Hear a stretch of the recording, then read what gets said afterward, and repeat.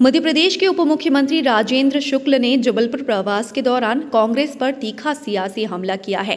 कांग्रेस के नवनियुक्त युवा प्रदेश अध्यक्ष जीतू पटवारी को जिम्मेदारी सौंपकर कांग्रेस भले ही प्रदेश में मजबूत इरादों के साथ आगे बढ़ने तैयार हो, तो वहीं उप मुख्यमंत्री राजेंद्र शुक्ल ने कांग्रेस के नेता नीति और नियत पर सवाल उठाते हुए कहा कि मध्य प्रदेश विधानसभा चुनाव में कांग्रेस का धरातल से कनेक्शन कट गया है। डिप्टी सीएम राजेंद्र शुक्ल ने कहा कि कांग्रेस चुनाव से पहले दावा कर रही थी कि प्रदेश में उनकी सरकार बन रही है, लेकिन जब नतीजे आए तो उनकी सीट आधी हो गई। समझा जा सकता है कि कांग्रेस की जमीनी हकीकत और प्रदेश में कांग्रेस का जनाधार खोखला हो चुका है। 15 माह की कांग्रेस सरकार ने प्रदेश में जारी जनहित की योजनाएं बंद कर दी थी, जिसके चलते ही जनता ने उन्हें पूरी तरह से नकार दिया है। तो सभी ब्रांचेस का वोटिंग होती है, civil, electrical, mechanical, chemical, mining, 14 branches हमारी जो है।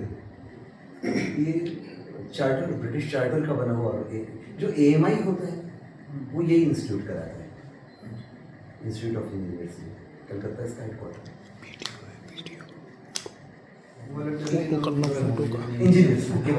चुनाव के पहले भी कह रहे थे कि हमारी सरकार बन रही है, तो सरकार बनाते बनाते जितनी सीट थी उसकी आधी हो गई।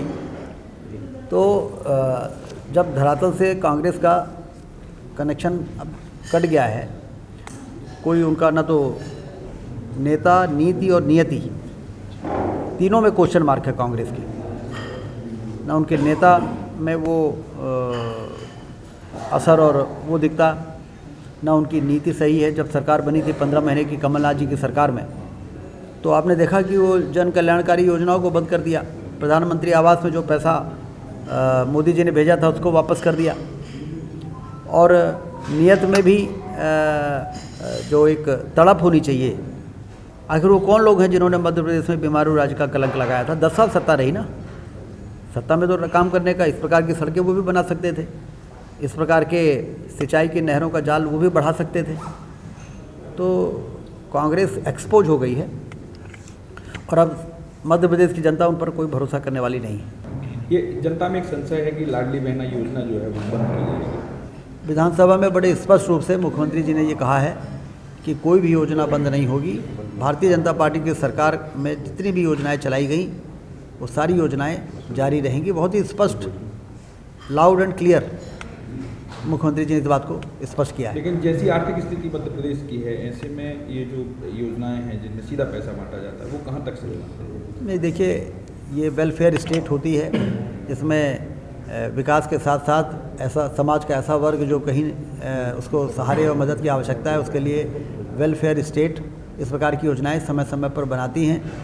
और धन की कमी, जब भारतीय जनता पार्टी की सरकार आती है तो हम लोग कभी भी धन की कमी का रोना नहीं रोते। जब सरकार बदल जाती है और कांग्रेस के लोग आते हैं तब ज़रूर वो कहते हैं कि कोई भी काम करने के लिए हमारे पास पैसा नहीं है। ये आर्थिक अनुशासन लागू किया जाता है, इंतजाम किए जाते हैं, और उसी के दम पे तो हम लोगों ने बीमारू राज्य का कलंक मिटाया है मध्य प्रदेश के माथे से।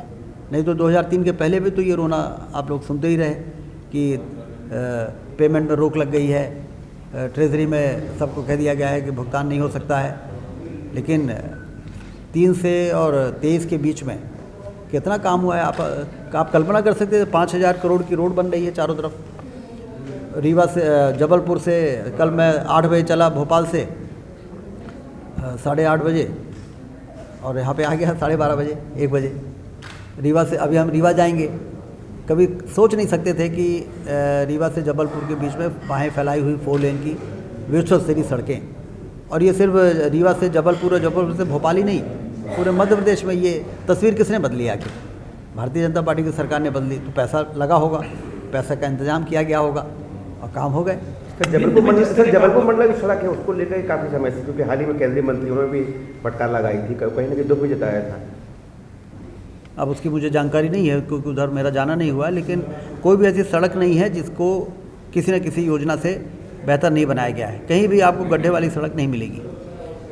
भाई साहब, डायरेक्ट बेनिफिट स्कीम और लाडली बहना योजना पर उप मुख्यमंत्री राजेंद्र शुक्ल ने कहा कि प्रदेश के मुख्यमंत्री मोहन यादव यह स्पष्ट कर चुके हैं कि लाडली बहना योजना बंद नहीं की जाएगी। वहीं डायरेक्ट बेनिफिट स्कीम के तहत लोगों को दी जाने वाली मदद के बारे में राजेंद्र शुक्ल का मानना है कि अभी भी समाज के वंचित और गरीब लोगों को मदद की जरूरत है और उन्हें यह मदद जारी रखना चाहिए। हालांकि इस दौरान मंत्रिमंडल का गठन होने के बाद अभी तक मंत्रियों को विभाग नहीं बांटे जाने के सवाल पर राजेंद्र शुक्ल ने बड़ी साफ गोई से कहा कि यह उनका नहीं, सीएम का क्षेत्र है। पार्टी के वरिष्ठ नेता और संगठन ही इस पर निर्णय लेने का काम करते हैं। संगठन उनके बारे में कुछ न कुछ फैसला जरूर करेगा। जल्द ही सभी मंत्रियों को विभाग का बंटवारा होगा।